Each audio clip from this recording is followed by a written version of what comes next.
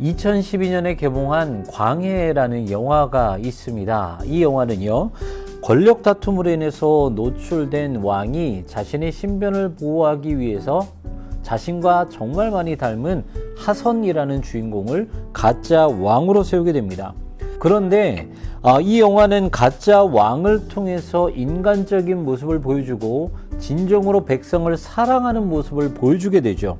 그래서 이 영화는 우리에게 어떤 메시지를 전달해 주냐면, 왕의 자리에 있다고 해서 왕이 되는 것이 아니라 왕의 역할을 해야지만이 진정한 왕이 될 수 있다라는 메시지를 우리에게 잘 전해주는 그러한 영화입니다. 이번 주는 하나님의 형상에 대해서 말씀을 나눴죠.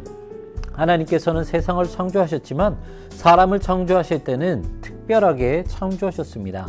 세 가지 정도 우리가 한번 알아볼 텐데요. 첫 번째는 사람은 다른 피조물들과 완전히 다르게 창조하셨다는 거예요. 하나님께서는 사람을 창조하실 때 말씀으로 창조하지 않으셨습니다. 창세기 2장 7절의 말씀을 보면 하나님께서 인간을 창조하실 때 흙으로 매우 정성 들여서 빚으시고 그 코에 생기를 불어넣으셨다라고 기록을 하고 있어요. 여기서 말하는 생기는 히브리어로 보면 성령이라는 단어와 동일한 단어를 사용하고 있습니다. 무슨 말이냐? 하나님께서 인간을 창조하실 때 그 인간의 모습은 성령이 내주하고 있는 존재로 창조되었다라는 말이에요. 자, 그러면 성령이 내주하는 존재로 창조되었다라는 이 말은 무슨 표현일까? 창세기 1장 27절에 보면 이렇게 기록이 되어 있죠.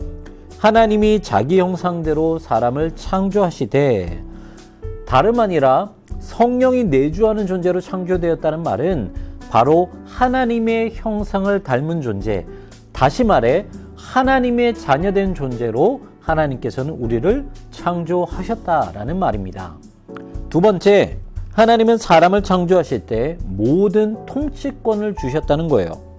다른 피조물들은요, 창조를 하시고 나서 바로 좋았더라라는 말이 기록이 되어 있습니다. 하지만 사람은 그렇지 않아요. 하나님께서 사람을 빚으시고 나서 그 가운데 두 가지를 넣으셨는데, 하나는 모든 것을 주셨다라는 것이 기록이 되어 있고요. 또 하나는 주신 그 모든 것을 다스리게 하셨다라는 말이 기록이 되어 있습니다. 그리고 나서 그냥 좋아하신 것이 아니라 심히 좋아하셨다라고 기록하고 있어요. 이 말씀은 하나님의 사랑이 고스란히 담겨져 있는 말씀이에요. 하나님이 우리를 얼마나 사랑하셨으면 가장 좋은 것, 창조한 가장 먼저 된 것을 우리에게 주셨겠고, 또 그것을 다스리게 하셨겠어요. 이것은 우리가 하나님의 자녀라는 사실을 증명해주는 그 말씀이라는 것입니다. 그리고 세 번째는 하나님은 이 모든 것을 하나님의 철저한 계획 속에서 진행시키셨다는 거예요. 남녀가 서로 사랑하게 되면 결혼을 계획하게 되죠. 그래서 정말 많은 사람들에게 사랑과 축복을 받게 됩니다.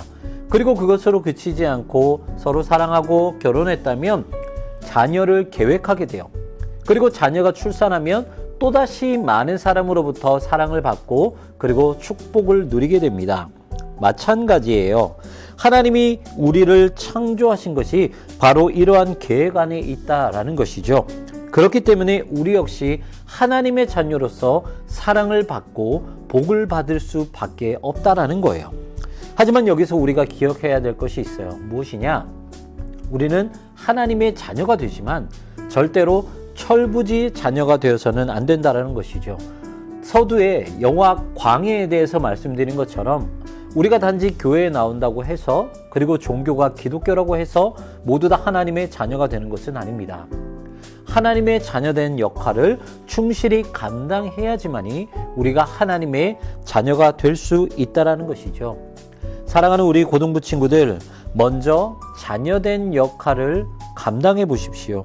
그래서 여러분 스스로가 하나님의 자녀, 그리고 하나님의 사랑을 받는 존재, 하나님의 복을 받는 존재라는 것을 스스로 증명하며 삶으로서 드러내는 여러분들 되시기를 주님의 이름으로 축원합니다.